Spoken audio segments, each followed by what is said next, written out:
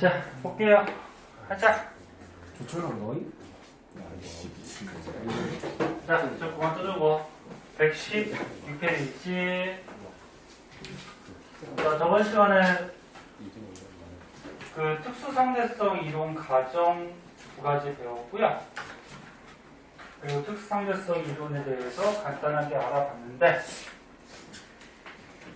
오늘 복습 좀 하고 그 다음에 진도 좀 나가도록 할게요. 자, 특수상대성 이론은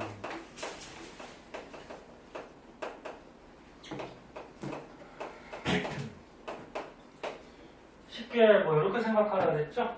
정지한 관측자가 운동하는, 여기서 운동하는 물체는 등속 직선 운동하는 물체를 얘기해요. 근데 등속 직선 운동하는데 속도가 굉장히 빠른, 뭐 빛의 속도에 가깝게 빠르게 운동하는 물체를 볼 때, 첫 번째, 시간이 어떻게 된다 그랬지? 지연된다 그랬어요. 시간 지연은 다른 말로 뭐 시간 팽창이라고도 얘기하고, 그 다음에 길이가 어떻게 된다 그랬지? 수축. 뭐 이런 현상이 생긴다 그랬어요. 그래서 이제 요거 레이저 쏘는 걸로 시간 지연, 시간 팽창, 요거 한번 알아봤었는데, 근데 요거 핵심이 뭐였어? 빛을, 레이저를 요 천장으로 이렇게 쏘면은, 천장에 거울을 준비했다고 하면은 천장에 부딪혔다고 어떻게 돼? 반사돼서 내려오죠? 근데 요거를 우주선에 타고 있는 사람, 우주선에 타고 있는 사람이 관찰할 때랑, 그 다음에 여기 뭐 지구라 그러면 지구에 정지한 사람이 관찰할 때랑 시간이 다르게 가는 것 같이 관찰이 된다 그랬어요. 그래서 시간 지연에서 우주선에 타고 있는 사람은 빛이 어떻게 관찰이 돼? 그냥 올라갔다가 내려오는 것 같이 관찰이 되죠. 타고 있는 사람은. 얘는 지금 달리고 있는 거야. 달리고 있는데 우주선, 사람, 뭐 빛 같이 움직이고 있는 거죠. 그래서 타고 있는 사람이 볼 때는 그냥 올라갔다 내려오는.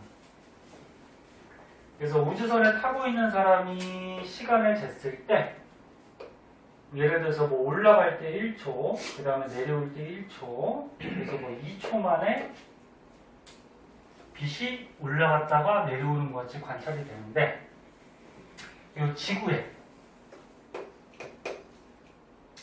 정지해 있는 관측자가 보면은 밑에서 빛을 쏜단 말이야. 빛을 쏘는데 그동안 우주선이 어떻게 돼? 이렇게 날아가고 있죠. 그러면 천장에 이렇게 부딪혔다가 이렇게 내려오는 이런 모습으로 이 지구에 있는 사람은 관측이 돼요. 그러면 시간이 어떻게 될까? 예를 들어서 뭐 1초, 2초, 3초, 4초. 그래서 지구에 있는 사람이 관측을 하면은 빛이 올라갔다 떨어지는데 뭐 이런 식으로 4초 만에 올라갔다 떨어지는 현상으로 관측이 되더라. 그런 거였지? 그러면 지구에 있는 사람은 어떻게 하고 있는 거야? 정지해 있는 거고, 우주선에 타고 있는 사람은 뭐야? 등속 직선으로 운동하고 있는 사람이야. 그러면 정지한 관측자가 운동하는 물체나 뭐 이런 사건을 봤을 때 이 1초라는 시간이 어떻게 된다? 팽창을 하는, 이렇게. 그래서 정지한 관측자가 운동하는 물체를 봤을 때 1초라는 시간이 팽창하는 이런 현상이 생긴다. 그럼 1초라는 시간이 팽창이 됐다라는 거는 이 운동하는 물체는 시간이 느리게 간다라는 거죠. 느리게. 지구는 4초 갔는데 우주선은 몇 초? 2초. 느리게 간다는 거죠. 이런 거죠. 이해하기가 쉽지는 않은데 이런 간단한 원리만 좀 머릿속에 있으면 될 것 같고, 그때 고유 시간이 나왔었는데 고유 시간은 이 우주선 문제에서 고유 시간은 어떤 사건이 일어난 그 시간이라고 보시면 돼요. 그럼 어떤 사건이 일어났어? 빛이 이렇게 반사돼서 내려오는 이런 사건이 우주선 안에서 일어났어. 그러면 사건이 일어난 우주선의 시간. 요거. 사건이 일어난 우주선의 시간. 요게 고유 시간이에요. 그러니까 요 안에서 사건이 일어났죠? 사건이 일어난 우주선의 시간. 그래서 고유 시간이 더 짧다. 이런 거였고. 그 다음에 이제 길이 수축. 길이 수축을 한번 보면은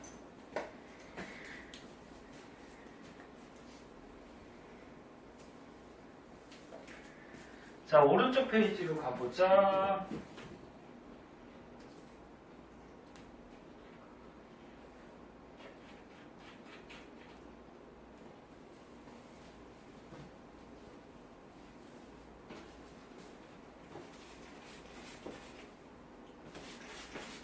자, 길이 수축은 여기 적어놨듯이 정지한 관측자가 운동하는 물체를 보면은 길이가 수축되는 효과가 생긴다, 그런 거였죠. 그럼 이걸로 다시 한번 볼게요.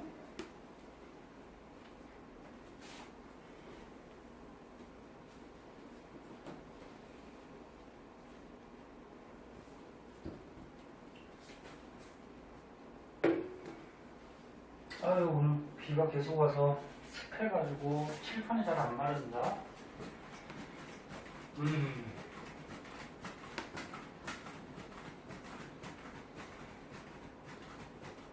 비가 내일 오전까지 오는 것 같아요. 그러니까 내일 오전까지 어디 나가는 사람은 우산 준비해서 다니고. 자, 봅시다. 길이 수축 한번 볼게요. 우주선이 이렇게 있는데, 우주선이 만약에 정지해 있다라고 했을 때 우주선의 길이를 한번 쟀어. 그 우주선의 길이를 쟀더니 예를 들어 한 10m가 나왔다 그러자. 이 길이는 얘를 든 거야. 우주선이 정지해 있다고 했을 때 길이가 10m였대.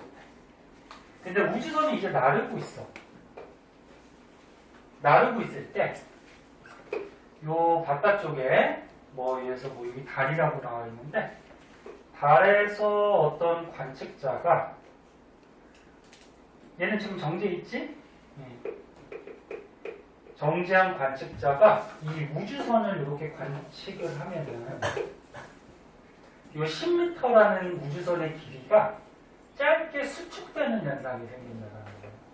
그래서 달에 정지해 있는 관측자가 운동하는 이런 물체를 봤을 때 이 길이가 수축돼서 보인다. 그래서 10m보다 더 짧게 보이더라. 그런 거야. 네? 그러면 거꾸로 이 우주선에 타고 있는 사람이 만약에 이 달을 관측을 하면은 우주선에 타고 있는 사람은 자기가 움직인다는 걸 알아요, 몰라요? 얘가 등속 운동으로 나르고 있으면, 등속 좌표계에 있으면 똑같은 속력이니까 쏠리지 않으니까 자기가 움직인다는 건 몰라. 그럼 자기가 어떻게 하고 있다?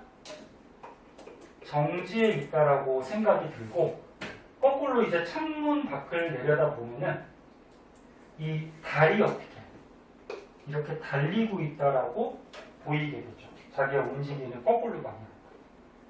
저번 시간에 얘기했어.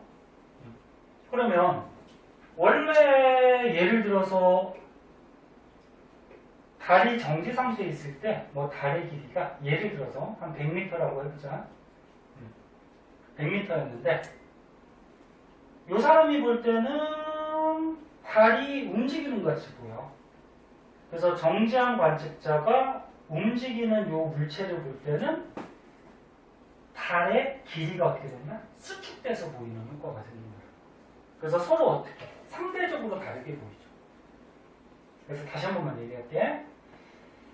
우주선의 원래 길이가 예를 들어서 정지해 있을 때 우주선이 움직이지 않아요. 정지해 있을 때 길이를 측정했더니 10m였대. 근데 우주선이 움직여.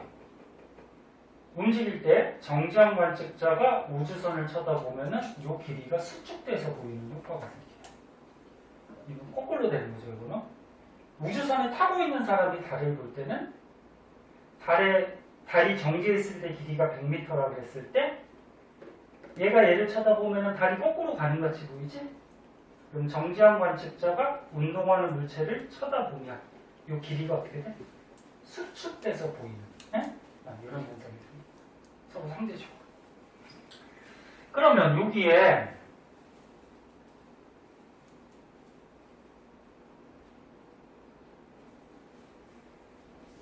지구하고 목성이 있어. 이걸로도 한번 생각해보자. 자, 여기 지구가 있고요. 여기에 뭐 목성이 있대요. 자, 지구하고 목성이 정지해 있다라고 하면은 이 지구하고 목성 사이에 거리가 있을 거야. 예를 들어서 뭐 한 8AU라고 하자. AU가 뭐냐면 태양에서 지구까지의 거리를 1AU로 거리를 따지거든. 그런 단위가 있어요. 이 거리가 8AU라고 했을 때 지구하고 목성이 정지해 있을 때 8AU야. 근데 이 우주선에 타고 있는 사람이 이 지구하고 목성을 쳐다보는 거야. 그럼 타고 있는 사람이 볼 때는 자기가 움직인다라는 사실을 몰라요. 등속 운동으로 하니까 자기는 정지해 있다라고 생각이 들고 바깥에 지구나 목성을 쳐다보면 어떻게 돼? 잘 쫓아와. 얘네가 자기가 움직이는 반대 방향으로 이렇게 등속 운동하는 것 같이 보이지. 그러면 정지한 관측자가 운동하는 이런 물체를 보면은 얘 길이가 어떻게 된다? 수축돼서 보인다. 이런 거야. 이런 게 길이 수축. 그러면 여기에서 고유 길이는 뭐냐면 고유 길이는 저번 시간에 요것 때문에 잠깐 헷갈렸는데 고유 길이는 정지했을 때 이렇게 생각하면 돼요. 정지했을 때 측정한 길이.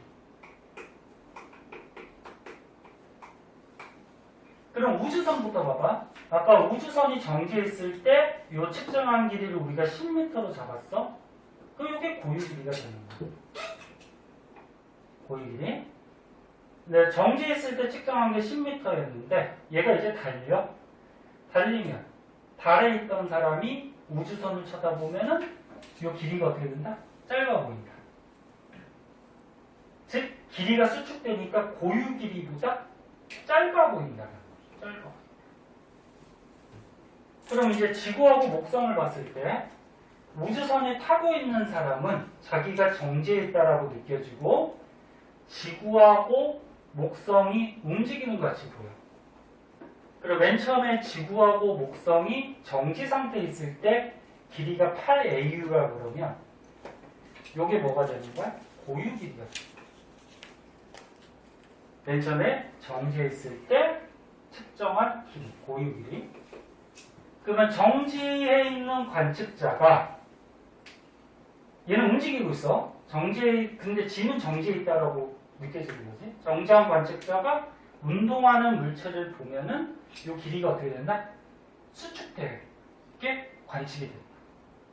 그러면 이 고유 길이보다 어떻게 돼? 길이가 짧게 관측이 된다. 지금 알아듣고 있니? 응. 이렇게 생각하면 돼요. 자, 그래서 이제 시간 지연하고 길이 수축. 여기에서 고유 시간, 고유 길이. 이런 거를 선생님 지금 적어준 것 같이 그렇게 생각을 해주시면은 문제가 풀릴 거예요. 네? 일단은 문제 좀 풀어오시고. 그래서 저번 시간에 얘기했듯이 특수상대성 이론은 내용이 원체 어려운 거라서 이해하기가 힘들어요. 그래서 오히려 문제 나오는 것들은 간단한 원리들만 나온다 그랬어. 아, 그리고 또 요것도 알아도 봐봐. 길이 수축해서.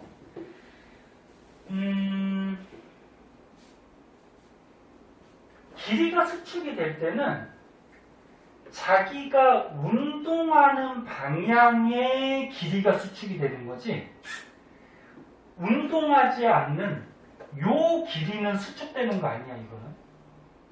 그러니까 자기가 수평 방향으로 운동을 하면은 수평 방향의 길이가 수축이 되는 거지, 요 수직 방향의 길이가 수축되는 건 아니에요. 뭐 예를 들어서 뭐 이렇게 한번 보자. 이런 것도 문제 나와 뒤에. 야, 자기가 여기 땅에 있었어. 정지에 있었어. 근데 만약에 위에서 예를 들어서 우주선이 이렇게 내려오고 있대요. 빠른 속도로. 빠른 속도로 내려오고 있다라고 하면은 이 정지형 관측자가 이 운동하는 물체를 쳐다보면은 길이가 어떻게 된다?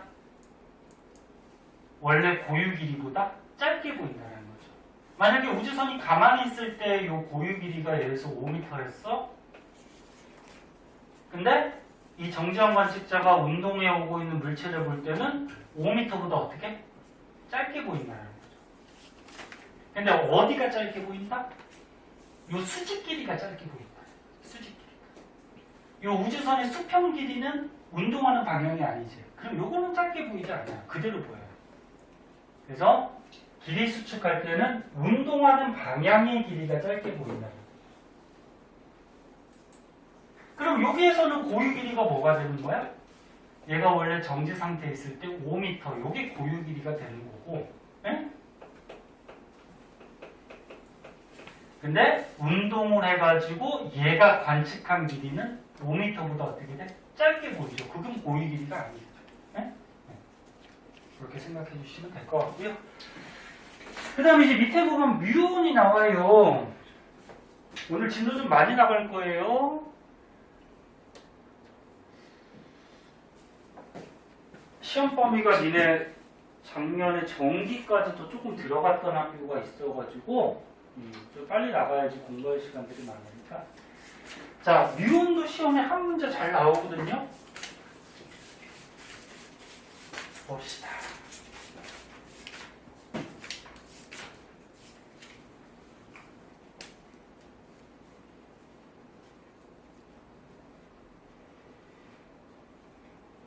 뮤온이 뭐냐면 입자예요.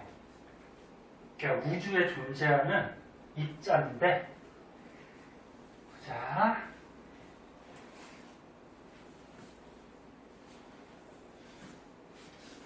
이거 말할 동안 여기 책을 먼저 한번 볼게요. 뮤온은 여기 써있듯이 어떤 입자야. 근데 우주에 있는데 굉장히 조그만 입자죠. 얘가 수명이 되게 짧아요. 수명이 짧다는 게 뭐냐면 이 입자가 시간이 조금 지나면 다른 걸로 바뀌어요. 얘가. 네? 그러니까 얘가 바뀔 때까지 수명이 되게 짧아. 그래서 수명이 짧아서 원래 우주에서 이 뮤온이 지구로 떨어질 때는 이 지표상까지 떨어질 수가 없대. 수명이 짧아서. 이게 떨어지다 보면은 바뀌어버려요. 그러니까 지표상까지 못 떨어져. 근데 실제로는 뮤온들이 지표상에서 관측이 된대요. 왜 그럴까? 이제 생각을 해보는 거죠. 실제로는 관측이 됩니다. 그래서 이제 두 가지 경우로 나눠서 한번 생각을 해본 건데, 숫자를 한번 넣어보자. 숫자를 넣어보면 너네가 조금 이해가 될 테니까. 예를 들어서 이거 되게 한 말을 필요하가지고.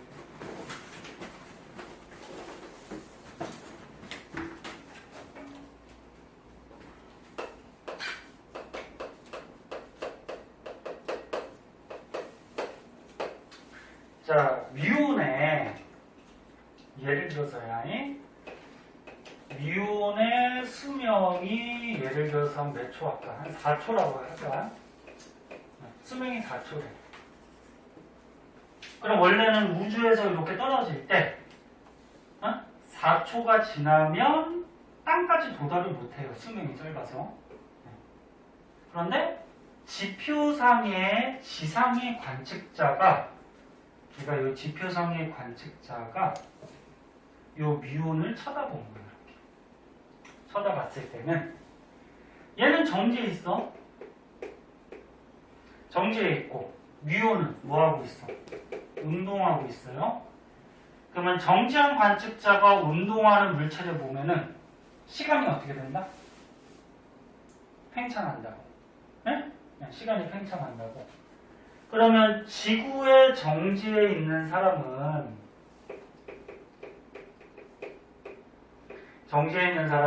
예를 들어서 시간이 지금 4초가 지났어. 4초가 지났어.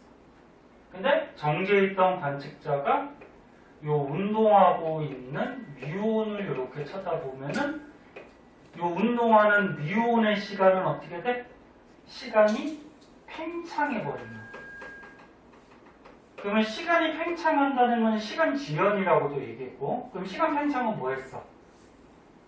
쉽게 얘기해서 1초라는 시간이 어떻게 됐다? 길게 늘어난다는 거였죠. 아까. 기억나나? 1초라는 시간이 늘어나요. 이게 시간 팽창이야. 그러면 얘를 우리가 뭐 이해하기 쉽게 그래프로 한번 그려보면은 지구는 1초, 2초, 3초, 4초가 지나갔어. 그럼 요게 뭐야, 요거? 요게 1초라는 지구에서 시간이야, 이게 1초. 근데 미온은 어떻게 돼? 1초라는 시간이 늘어났어요. 시간 팽창. 그러면 이것도 다 썼네.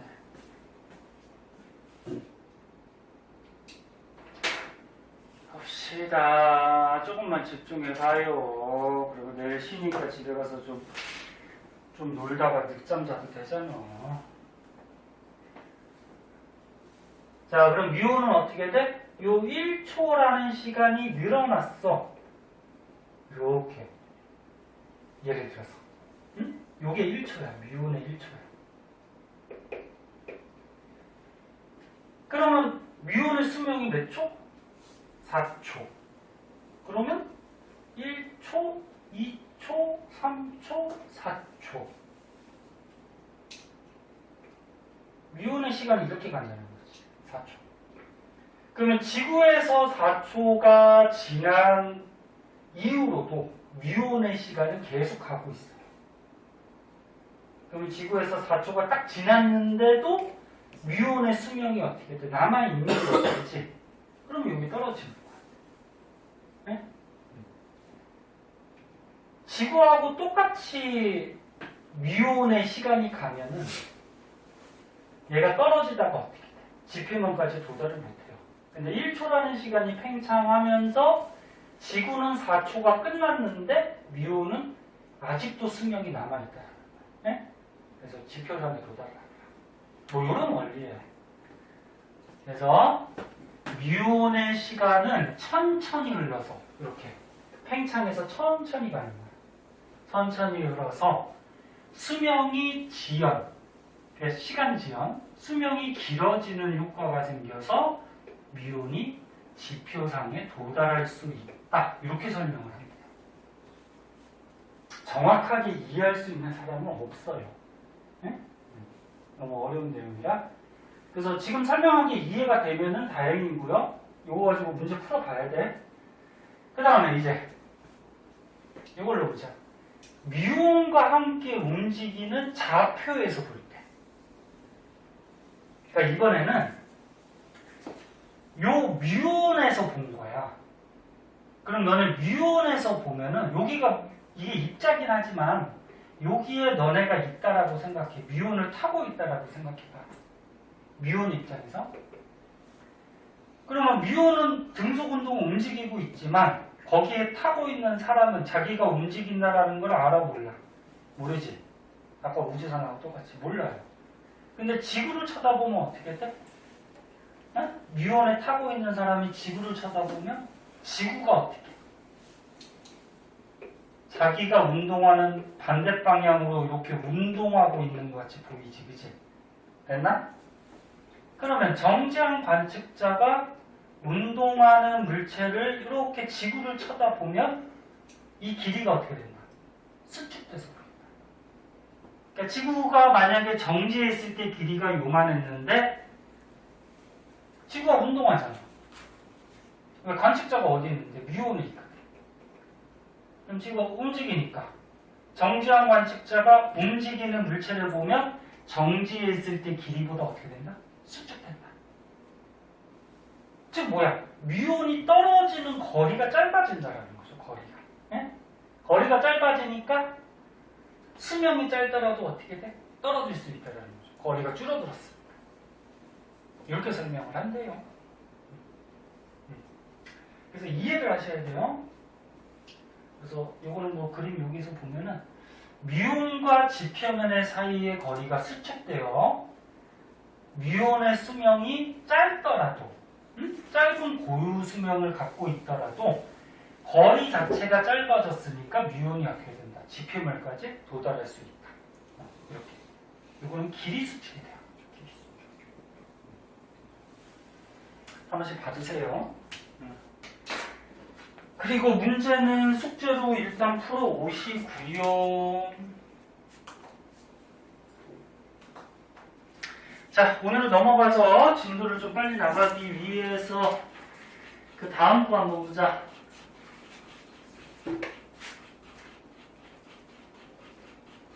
자, 조금만 더 하고 쉴게요. 지금 뭐 시작한 지 별로 안 됐으니까. 128쪽 보자. 128쪽에 질량과 에너지가 나와요. 질량과 에너지. 자, 보면은. 아이고, 좀 재미없어도 봐라. 응? 이런 쓸데없는 거 왜 배우냐, 이렇게 생각하지 말고 좀. 어쩔 수가 없잖아. 응? 이런 게 싫으면은, 그냥 이거 입시가 싫으면은 뭐, 이민 가야지. 우리나라는 뭐 어쩔 수가 없어. 좀 교육제도가 바뀌든지 그렇게 해야 되는데.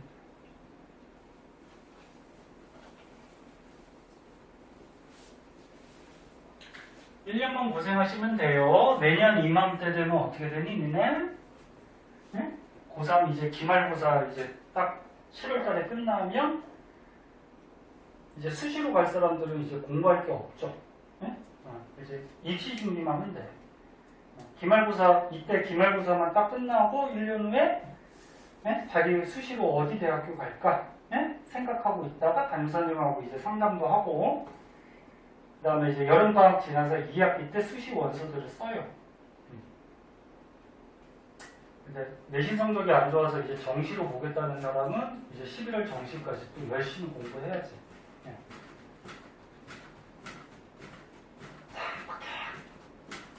선생님도 다 했던 과정이야. 힘들게. 1년만 버티면 돼요. 대학교 가면은 겁내 놀아요. 엄청 놀아요. 공부는 별로 안 하고. 자, 봅시다.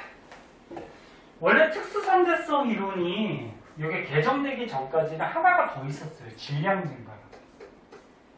그러니까 정지한 관측자가 운동하는 물체를 보면 시간이 지연되고 길이가 수축하고 질량이 증가하는 현상이 생긴다. 그래서 이게 하나 더 있었거든. 근데 이게 개정되면서 이게 간단하게 빠져버리고 문제도 안 나와요. 그냥 뭐 이런 게 있다 정도만 알아두고. 여기서 이제 중요한 건 뭐냐면은 통합과학 때도 조금 배웠던 건데 질량 에너지 동등성이라는 게 있어.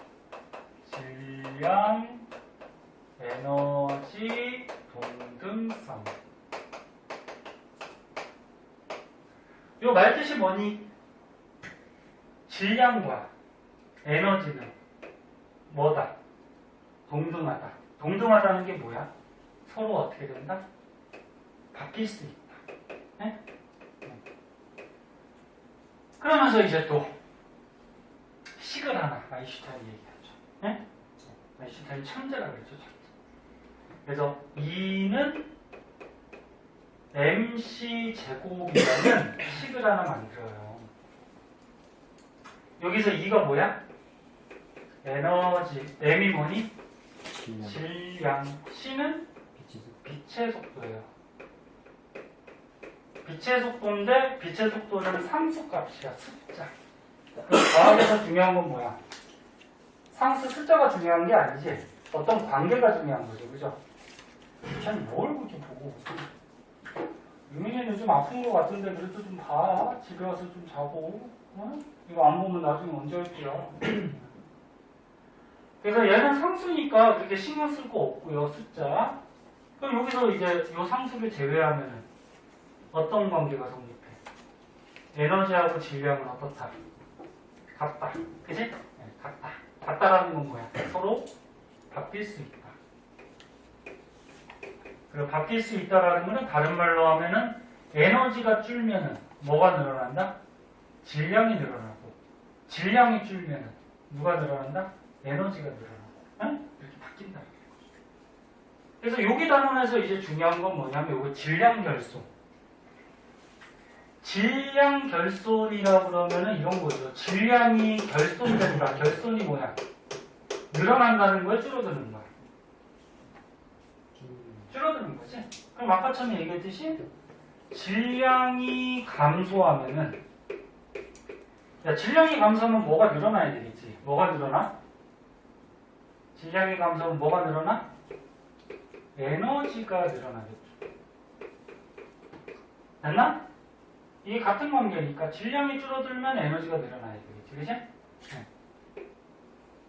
그래서 요거 가지고서 밑에 이제 여러 가지 예들이 나와요. 네. 그 밑에 예들을 이제 한번 보자니. 몇 번이냐?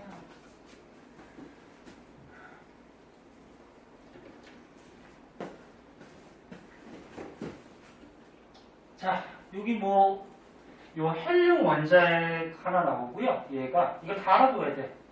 그 다음에 핵 반응이 나오는데 핵 반응에서 핵 분열하고 핵 융합이 나와요. 핵 분열 나오고요. 그 다음에 핵 융합 반응. 네? 얘네들의 핵심이 다 이거야. 질량이 감소한 만큼 에너지가 생겨요. 네? 다 핵심이 그거야. 자, 그러면 헬륨부터 보자. 이게 어떻게 보면 이해하기 힘들어요. 봐봐. 혼자 볼 때 이게 뭔 소리인지 몰라. 봐봐. 지금 양성자가 2개 있대요. 근데 양성자의 질량이 하나당 요만큼을 갖고 있더래. 여기 U라는 단위가 있는데 이거는 신경 쓰지 마세요. 뭐 원자 질량 단위라 그래서 뭐 요 값을 갖는데 이게 신경 쓰지 말고. 그러니까 양성자 하나의 질량이 요 정도래요. 그런데 요 양성자 2개랑 중성자 2개가 반응을 했대. 결합을 했다라는 거야. 결합을 해서 헬륨 원자핵이 됐대요. 너네 알다시피 화학에서도 배웠듯이 헬륨 원자핵은 원자번호 몇 번? 2번. 그럼 양성자 몇 개? 2개.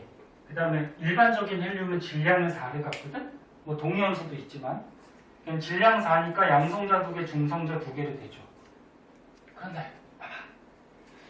맨 처음에 결합하기 전에 이 양성자 2개하고 중성자 2개. 그러니까 얘 몇 개? 2개랑 얘 몇 개? 2개. 요거의 질량을 재면은 여기 같이 요 계산한 값이 있지? 요렇게 나와요. 요거 결합하기 전이야. 결합하기 전에 질량이 0.0320이 나온다. 근데 이제 헬륨 원자핵으로 결합을 했더니 질량이 이렇게 됐대. 그럼 질량이 결합하기 전하고 결합한 다음하고 질량이 어떻게 됐니? 줄었지? 네, 줄었어. 이게 결합하면서. 그럼 질량이 줄었어. 질량이 줄면은 뭐가 생겼다? 에너지가 생긴다. 그래서 이게 결합할 때 에너지가 발생해요. 에너지가. 그럼 쉽게 이해가 안 돼. 선생님 이거 결합해봤자 양성자 두 개, 중성자 두 개 똑같은데 왜 질량이 왜 줄어요? 여기 이해가 쉽지 않다. 네? 이렇게 생각하면 돼. 그러니까 개수는 똑같지, 그치? 개수는 똑같은데 이 결합하는 과정에서 쉽게 너네가 이해할 수 있게 쉽게 뭐 양성자 두 개가 있어? 그럼 결합을 했어? 결합할 때 요 자체가 이렇게 준다고 보면 돼요. 요 주제 자체가. 네? 개수는 똑같은데. 네. 그럼 질량이 좀 줄겠죠. 그렇게 생각하면 돼요. 네? 결합하면서. 원래 좀 엄밀하게 하면은 이게 결합할 때 결합 에너지라는 게 있어요. 또 화학에서 배우는데 네. 화학하고 물리하고 여기서 좀 관련이 있어요. 결합 에너지가 이제 발생을 하고 뭐 이런 게 좀 있어요. 나중에 화학에서 배우고 너네가 여기서 쉽게 얘기했을 때 선생님 개수 다 똑같은데 왜 줄었냐? 그냥 요 입자가 결합하면서 이렇게 좀 줄었다고 생각하면 돼. 네? 개수는 똑같아. 네? 그럼 일단 질량이 줄었으니까 조금이긴 하지만 줄었지? 그럼 뭘로 바뀐다? 에너지로 바뀐다. 그래서 에너지가 방출된다. 이런 거예요. 이런 거.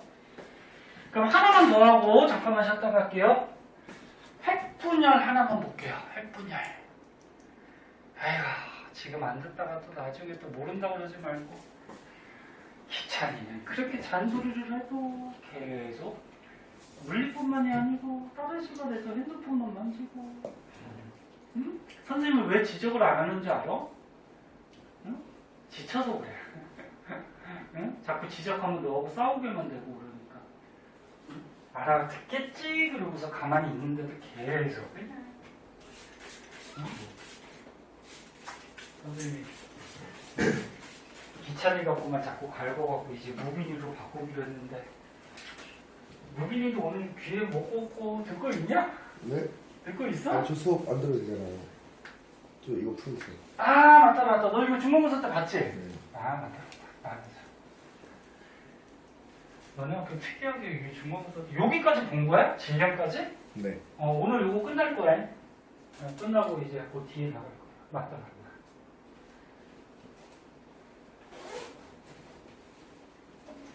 너네 학교 왜 그렇게 특이하게 보냐, 시험을. 자, 핵분열 한번 볼게요. 이 식이 좀 복잡하게 나와서 잘 보세요. 요거 너네 통합과학에서 2학기 맨 끝에 부분에서 선생님하고 배운 사람들 설명해 줬었는데 거기서 약간 추가된 거야. 보세요. 몇 가지만 잘 해봐봐. 핵분열. 핵이 분열을 하던 또는 밑에 나올 건데 핵이 합성이 되던 질량이 감소해요. 네? 질량이 감소해요. 그러면 질량이 감소하면 질량하고 에너지는 동등한 관계라서 뭐가 발생한다? 에너지가 발생하겠지, 그지? 일단 이게 핵심이야. 자, 그러면 이제 핵분열에서 많이 이용하는 원소가 있죠. 어떤 거? 우라늄. 응?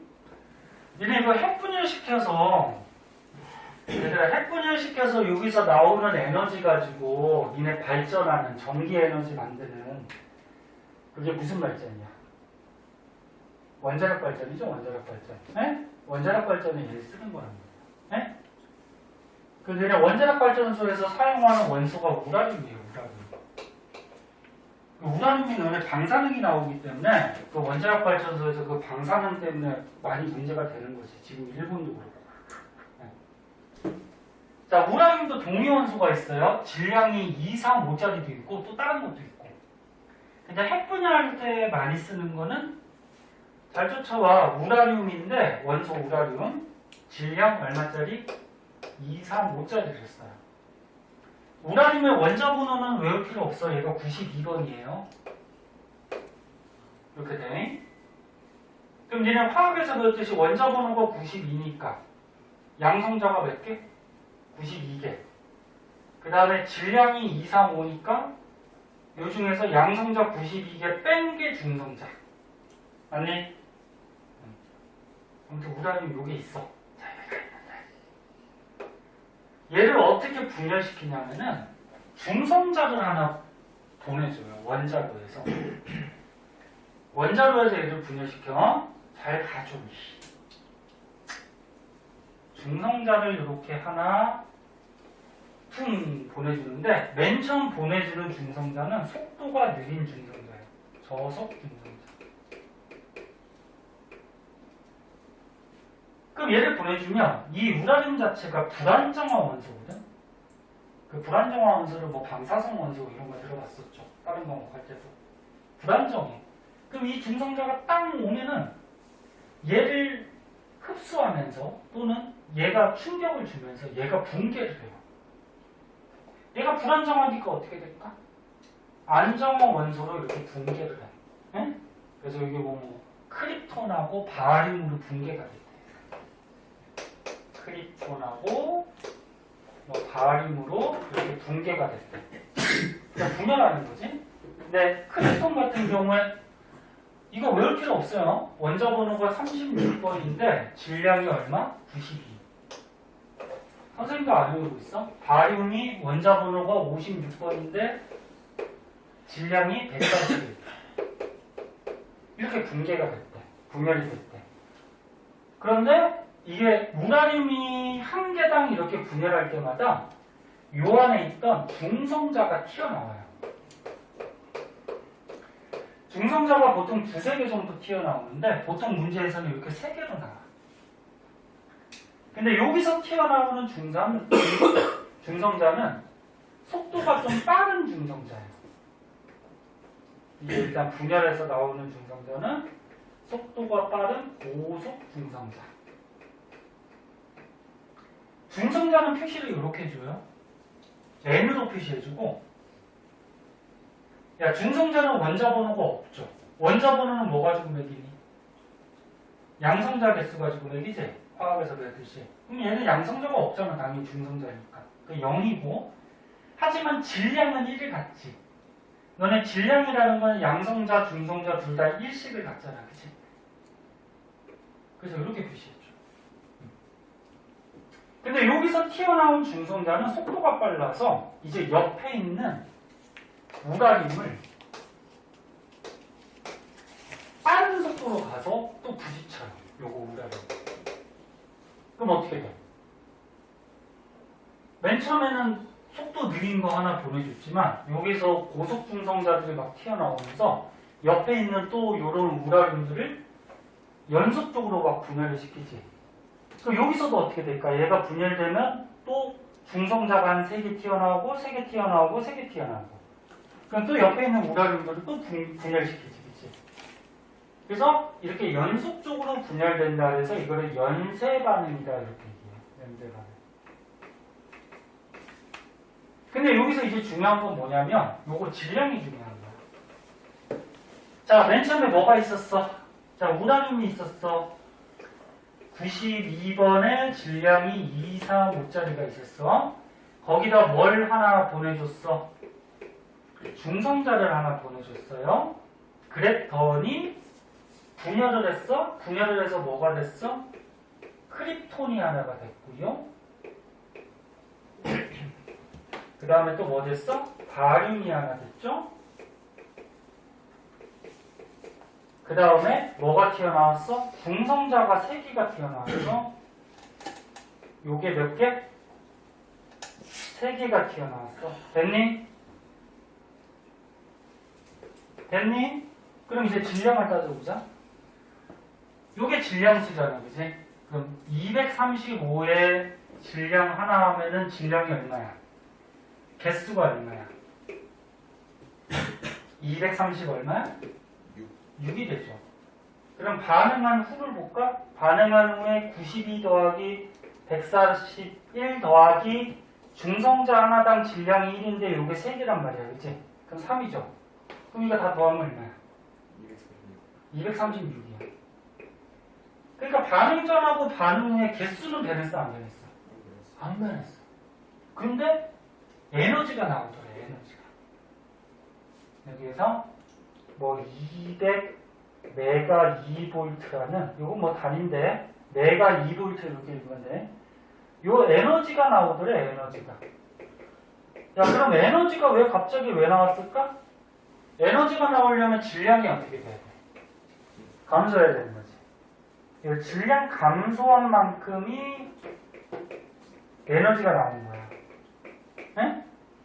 그럼 개수는 똑같아. 그럼 아까 전에 너네 헬륨 원자핵 얘기했던 거랑 비슷하게 생각하면 돼. 개수는 똑같은데 질량은 어떻게 된다? 감소했다라는 거야. 그러니까 개수는 똑같은데 이게 반응하는 과정에서 질량이 이렇게 줄어들었다는 거야. 네? 그렇게 생각합니다. 그게 가장 이해하기가 쉬워요. 네? 그럼 질량 감소한 게 뭐가 돼? 에너지로 바뀌겠다. 네, 그래서 에너지가 발생이 됐다. 요게 이제 핵분열 과정이다. 그러면. 네? 자, 지루할 테니까 조금 쉬었다가 이제 핵융합 한번 보도록 할게요. 네. 잠깐 쉬었다가 할게요. 자, 봅시다. 쉽지 않아. 핵융합. 자, 핵융합 반응은 말 그대로 원자핵들이 융합, 결합한다는 거죠. 근데 요거의 핵심도 뭐야? 핵융합 반응이 일어날 때 질량이 어떻게 돼? 감소해요. 그러면 질량이 감소하니까 질량과 에너지는 동등한 관계라서 에너지가 어떻게 될까? 생성이 되겠죠. 응? 다 원리는 똑같단 말이야. 그래서 니네 핵융합 반응 중에 대표적으로 통합과학 때 배운 게 뭐가 있어? 태양에서 핵융합 반응이 있었죠. 통합과학 때 간단하게 배웠지. 태양이 수소 헬륨으로 구성이 되어 있는데 태양 안에 있던 수소 몇 개가? 4개가 융합해가지고 뭐가 됐지? 헬륨 하나가 됐어요. 그러면서 질량이 어떻게 됐다 그랬죠? 이건 통합과학 때 나왔잖아요. 1학년 때. 질량이 줄죠. 그래서 질량이 감소한 만큼 태양에서 뭐가 발생해? 에너지가 발생한다. 그러면서 1학년 때 나는 시험 볼 때 외웠었어. 네? 작년 이맘때쯤. 네. 1년 됐으니까 또 까먹었겠죠. 자, 그럼 2학년 때 이거 좀 자세하게 나오는 거야. 자, 요 그림 여기 있으니까 여기다 다시 안 그릴게. 그냥 식만 쓸게요. 보면은 수소가 지금 몇 개? 하나, 둘, 셋, 4개. 수소가 알다시피 원자번호 1번이고 질량 1을 갖죠. 양성자 하나로만 구성이 되죠. 수소도 뭐 동위원소 3가지가 있었잖아. 어떤 게 있었어, 수소가? 여기다 쓸까? 화학, 니네 다 하니까 화학 할 때 배웠잖아. 원자번호 1번. 근데 질량을 1을 갖는 애가 있고 2를 갖는 애가 있고 3을 갖는 애가 있었어. 그 원자번호 1번이니까 양성자가 전부 다 하나씩이고, 그러면 질량을 1을 갖는 수소는 중성자가 없는 거고, 질량을 2를 가질 때는 중성자가 하나 있죠. 질량 3을 가질 때는 중성자가 2개 있고. 그럼 얘네들의 이름은 요게 뭐야? 수소. 요거는 중수소. 요거는 삼중수소. 그래서 같은 수소인데 이렇게 질량이 다른 관계를 동위원소라 했잖아요. 동위원소. 그래서 수소가 3가지가 있어요. 근데 우주에 가장 많은 대부분의 수소는 요거고. 응? 그러면 이 수소가 4개가 융합을 해. 융합을 했더니 이 수소는 원자번호 1번 양성자 하나로 구성이 되어 있죠. 양성자 하나로 구성이 되어 있는데 요거 양성자 2개가 결합을 했더니 양성자 하나랑 중성자 하나가 돼서 중수소로 바뀌어. 그럼 이게 융합할 때 어떻게 된 거야, 결국적으로? 양성자 하나가 중성자로 바뀌어버린 거지. 아, 좀 봐라. 좀 공부 좀 해라. 양성자 하나가 중성자로 바뀌어버린 거네. 그럼 플러스가 중성이 됐으니까 플러스 띠는 뭐가 튀어나가. 그게 양전자라는 게 있어. 양전자. 전자를 너네 2라고 표시하는데 우리가 알고 있는 요 전자는 마이너스 띠잖아. 그러니까 우리가 알고 있는 요 전자는 2 마이너스 이렇게 쓰고, 그 다음에 아주 미세한 입자 양전자라는 게 있어요. 양전자. 얘는 플러스를 띄고 있는데 이 전자만큼 질량이 작은 입자예요. 네? 그래서 플러스에서 중성이 되면서 뭐 플러스 띄는 아주 작은 입자가 튀어나가더래요. 그 다음 뭐 중성미자라고도 있는데 얘는 더 작아요. 네.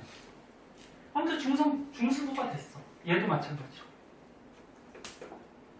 중수소가 되고 이 중수소하고 중수소가 이제 반응을 하는 거야. 그럼 어떻게 돼? 양성자 둘이랑 중성자 둘이니까 결합을 해서 뭐가 되는 거야? 헬륨 원자핵이 되는 거죠. 이렇게 헬륨 원자핵. 그런데 에너지가 발생하더래. 그럼 갑자기 에너지가 왜 나왔다는 거야? 이게 이렇게 반응하는 과정에서 질량이 감소했다라는 거죠. 그 요거를 식으로 쓰면은 식만 여기다 쓸게요. 맨 처음에 수소가 있었는데 원자번호 1번 질량소 1짜리 수소 몇 개? 4개가 있었어요. 그럼 얘가 반응을 했어. 태양 안에서. 반응을 해서 뭐가 만들어졌어? 헬륨이 됐어요. 헬륨은 원자번호 2번 질량 4를 갖죠. 얘가 하나가 만들어졌어. 그 과정에서 양전자가 이렇게 두 놈이 튀어나왔다. 근데 아까처럼 얘기했듯이 이 양전자나 이 중성미자는 이게 전자만큼 질량이 엄청 작아. 그래서 너네 질량 따질 때 전자 질량은 생각해야 안 해. 안 하잖아. 그럼 이 양전자나 중성미자도 질량을 생각 안 해도 되는 거야, 이거는. 그럼 결국적으로 어떻게 돼? 질량은 하나짜리가 4개니까 요거 4개죠. 그 다음에 어떻게 됐어? 헬륨 하나가 됐으니까 개수는 4개로 똑같아. 그치? 아까하고 원리 똑같아. 근데 질량은 어떻게 된다? 감소하더라.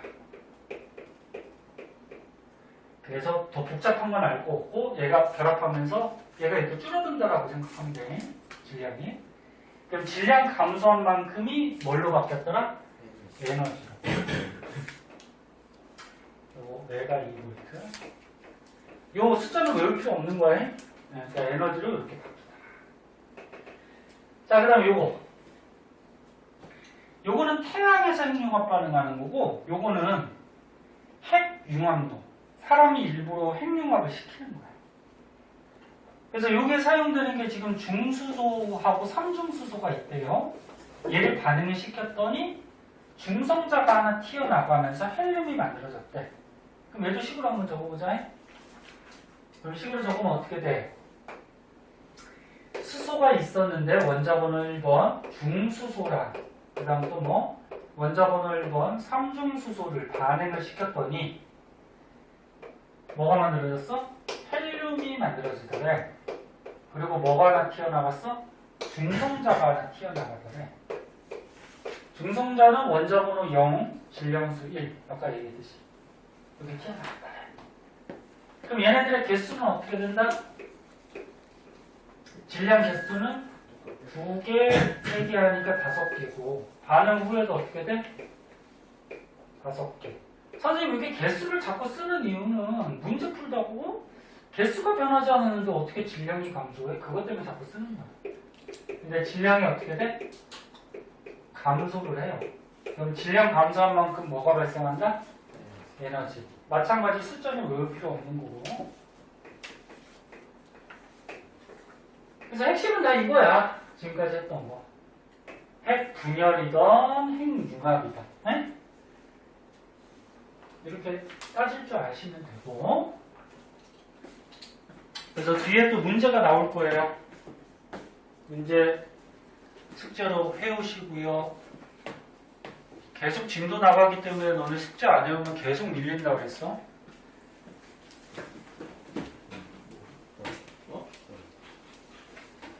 자, 일단은 문제 풀어 오시고 단원이 끝났어요. 중간원까지. 중간원 마무리 문제도 있고 수능 문제도 있어요. 자, 일단은 너네가 배운 내용을 바탕으로 해서 한번 풀어보시고 안 풀리는 거는 질문 가져오시고. 자, 이제 큰 2단원. 자, 무빈이하고 무빈아 이제 보자. 서준이하고 보자. 자, 큰 2단원인데 중간고사가 아니 기말고사가 요 원자와 전기력 첫 단원 있잖아요. 여기는 들어갈 거예요. 응? 그리고 뒤에 원자의 스펙트럼, 그 다음에 에너지띠와 반도체, 요거는 들어가는 학교가 있고 안 들어가는 학교가 있을 것 같아요. 진도가 좀 빠른 학교는 들어갈 것 같고. 자, 원자와 전기력. 조금만 더 보자.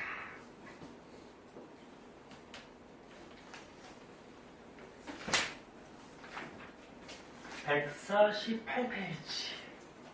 너네 이거 딱 그림 보니까 어디서 본 거 같지 않니, 이거? 어디서 봤어, 이거? 화학에서 나왔었죠?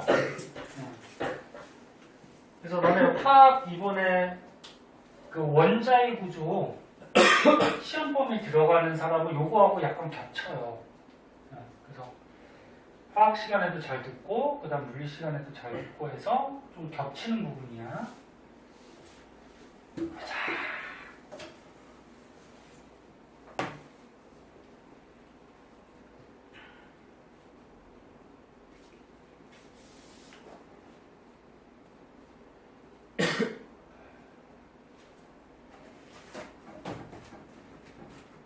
자, 요거는 약간 화학적인 요소라서 물리에서 그렇게 중요하진 않거든? 네, 근데 시험에도 요 페이지에서 한 문제 정도 나올까? 그 정도? 네. 그리고 이제 오른쪽 페이지 149쪽부터가 본 내용이야. 넌 어디 피고 있니? 네, 벌써 지나갔구나.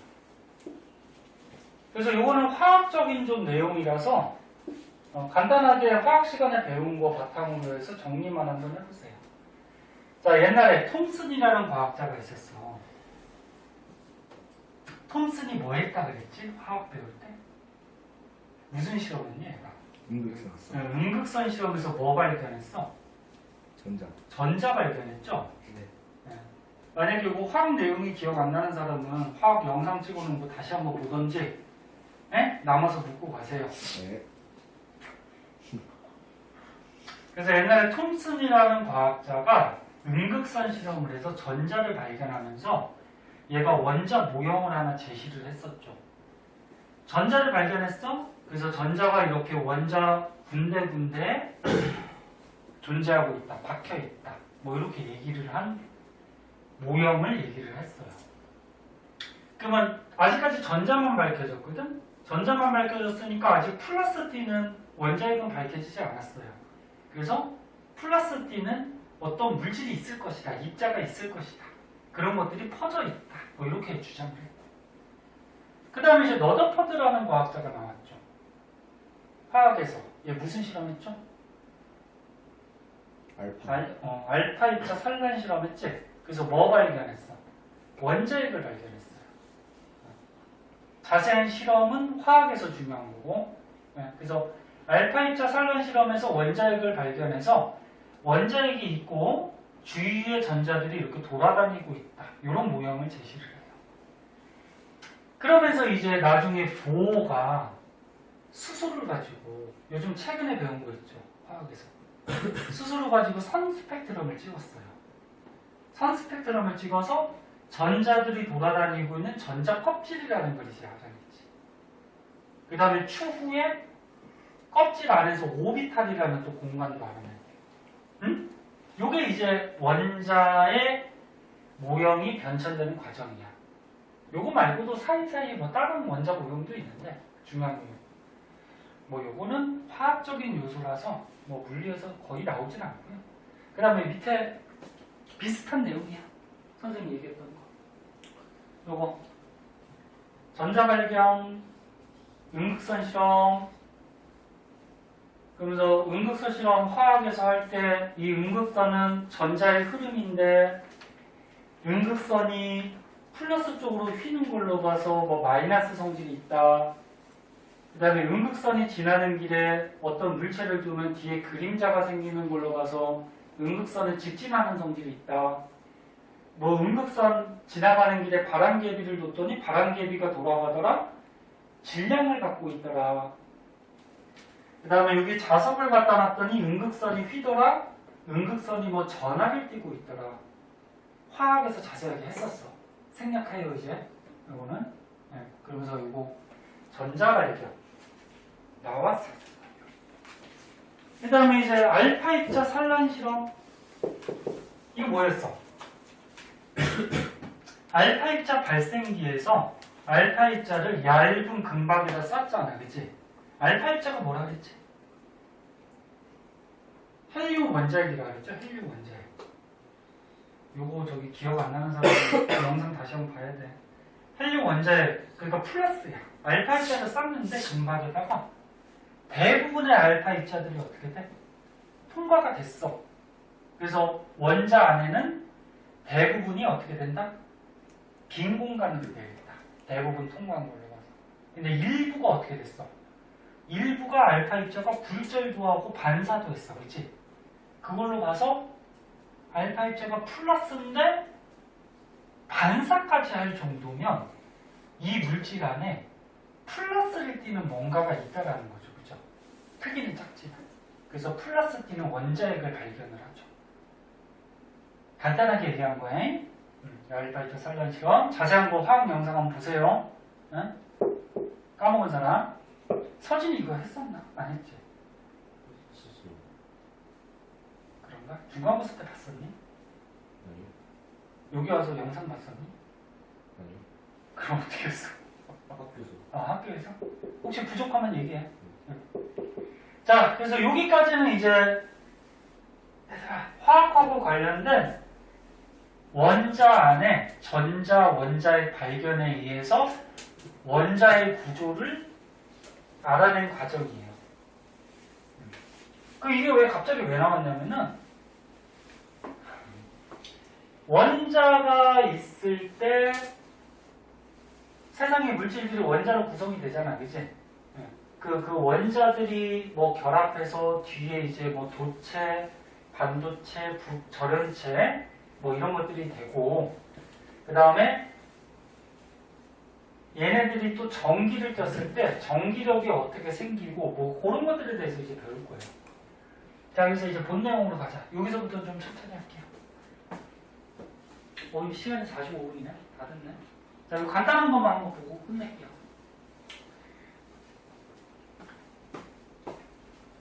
자, 전기력. 자, 전기도 힘이 있어요. 힘. 너네 일단 전기는 무슨 전기 있니? 플러스 전기하고 뭐 있어? 마이너스. 마이너스 전기. 근데 다른 종류의 전기는 서로 끌어당기니 미니? 당깁니다. 끌어당기죠. 끌어당기는 힘을 뭐라 그래? 인력. 인력.